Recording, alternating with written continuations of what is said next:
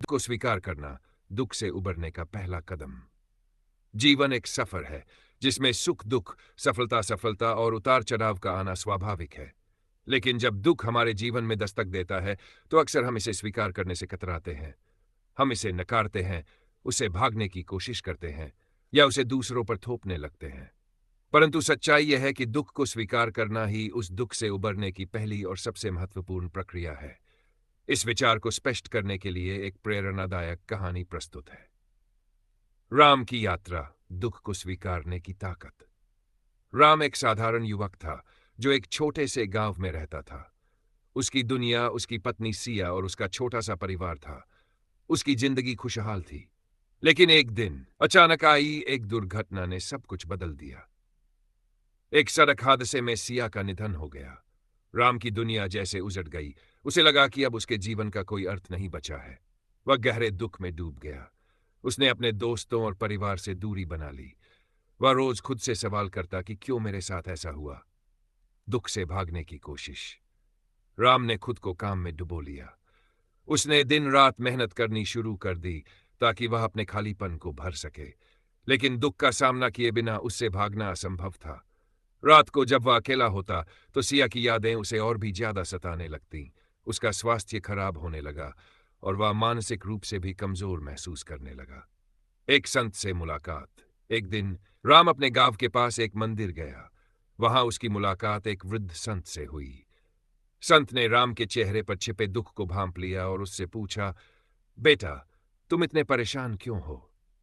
राम ने संत को अपनी पूरी कहानी सुनाई और कहा, मुझे समझ नहीं आता कि मैं इस दर्द से कैसे उबरूं। मैंने सब कुछ करने की कोशिश की, लेकिन यह दुख मेरा पीछा नहीं छोड़ता। संत ने मुस्कुराते हुए कहा, क्या तुमने अपने दुख को स्वीकार किया है? राम चौंक कर बोला, स्वीकार? मैं क्यों स्वीकार करूं? यह तो मेरे जीवन की सबसे बड़ी त्रासदी है। स्वीकारने का महत्व। संत ने राम को समझाया, बेटा, जब तक तुम इस सच्चाई को स्वीकार नहीं करोगे कि यह दुख तुम्हारी जिंदगी का हिस्सा है, तब तक तुम इससे उबर नहीं पाओगे। दुख जीवन का एक हिस्सा है, जैसे दिन और रात। जब तुम रात को आने से नहीं रोक सकते तो दुख से क्यों भागते हो? इसे स्वीकार करो, इसे महसूस करो। यही तुम्हें सच्ची शांति की ओर ले जाएगा। राम को संत की बात समझ नहीं आई, लेकिन उसने ठान लिया कि वह इसे आजमाएगा। स्वीकारने की प्रक्रिया। अगले दिन से राम ने अपने दिल की बात सुननी शुरू की। उसने खुद को रोने दिया, सिया की यादों को महसूस किया और अपनी भावनाओं को व्यक्त किया।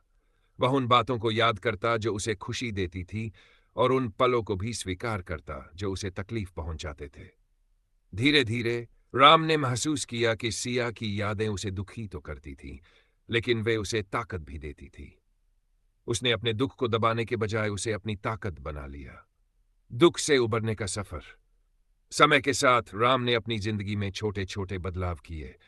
उसने सिया की याद में एक पुस्तकालय की स्थापना की, जहां गांव के बच्चे आकर पढ़ाई कर सकते थे। वह दूसरों की मदद करने लगा और महसूस किया कि उसकी जिंदगी में फिर से एक मकसद आ गया है। राम ने सीखा कि दुख को स्वीकार करने का मतलब यह नहीं है कि आप उसे अपनी कमजोरी बना ले। इसका अर्थ है उसे अपनी ताकत बनाना, उससे सबक लेना और आगे बढ़ना। निष्कर्ष, राम की कहानी हमें यह सिखाती है कि दुख को नकारना या उससे भागना समाधान नहीं है। दुख को स्वीकार करना, उसे महसूस करना और उससे सीख लेकर आगे बढ़ना ही सच्चा समाधान है।